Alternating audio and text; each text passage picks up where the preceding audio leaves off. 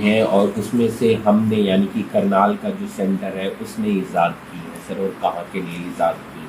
कि अभी जो अनुमोदन हुआ है केंद्रीय अनुमोदन समिति के द्वारा प्रजातियों का, उसमें 12 गेहूं की और 3 जौ की प्रजातियों का अनुमोदन हुआ है। एक स्टेट रिलीज भी इसके अलावा है और इसमें भारतीय गेहूं एवं जौ अनुसंधान संस्थान की 2 गेहूं की किस्में और 1 जौ की किस्म का अनुमोदन हुआ है।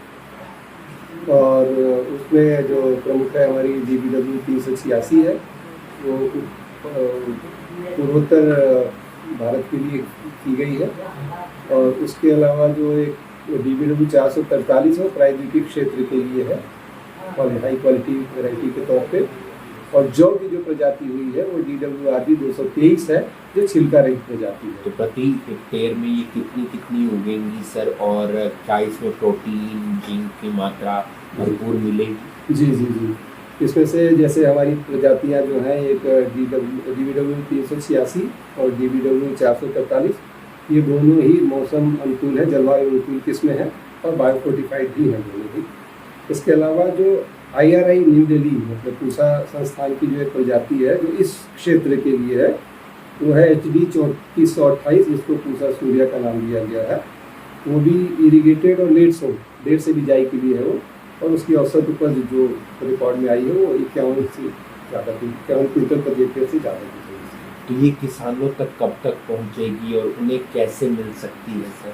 हाँ, इसकी एक प्रक्रिया होती है और शुरुआती तौर पे न्यूक्लियर सीड और ब्रीडर सीड बनाया जाता है संस्थानों के द्वारा जहाँ की प्रजाति होती है। वो फिर अलग अलग संस्थाओं में, जैसे नेशनल सीड कॉर्पोरेशन है, स्टेट फार्म सीड कॉर्पोरेशन है, और उसके बाद विभिन्न कृषि विश्वविद्यालय के थ्रू एक सिस्टम बना हुआ है जहाँ की ब्रीडर सीड जाता है, वहाँ प्रोड्यूस होता है, फिर वो आगे सर्टिफाइड सीड के तौर पे किसानों तक पहुँचता है।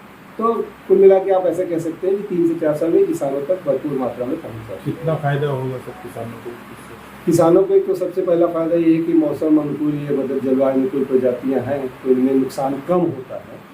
दूसरा है कि इनमें लगभग सारी प्रजातियों में अक्सर प्रोटीन और बाकी के जैसे तत्व हैं, जिंक है, आयरन है, उनकी मात्रा बीमारियाँ नहीं लगती हैं इनिशियली, क्योंकि इसको हम लोग अच्छे से टेस्ट करके ही रिलीज़ करते हैं।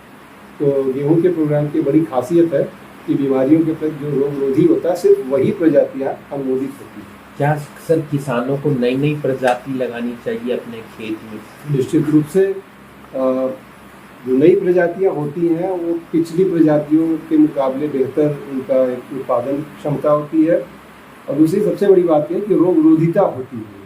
तो अगर आप बहुत पुरानी प्रजातियां लगाएंगे और रोग आ गया तो निश्चित रूप से आप देखते हैं नुकसान हो जाता है उसकी वजह से। तो वो उसको बचाने की, उससे बचने के लिए हम लोग तो रिकमेंड करते हैं कि नई प्रजाति। इस बार गेहूं का क्या स्टेटस है सर, और कैसा आप तक रिपोर्ट पहुंच रही है, खासतौर पर पूरे भारत की, लेकिन हरियाणा, पंजाब, उत्तर प्रदेश की सर? और अच्छा सवाल किया है आपने। बहुत खुशी की बात है कि इस साल हम लोग बहुत अच्छा उत्पादन लेने वाले हैं। रिकॉर्ड प्रोडक्शन होने वाला है इंडिया का, और लक्ष्य जो हमारा 115 मिलियन टन का था उससे पार जा रहे हैं हम लोग। और अभी तक जो खबर आ रही है उसके हिसाब से बहुत अच्छी उपज आ रही है हरियाणा में, पंजाब में। हालांकि अभी कटाई बाकी है हरियाणा पंजाब की, लेकिन जो कुछ क्षेत्रों में जहाँ कटाई की गई है वहाँ की उपज बहुत अच्छी आ रही है। और ख़ास करके देर से बिजाई वाली भी जो किस्में थी वो भी बहुत अच्छा परफॉर्म की है।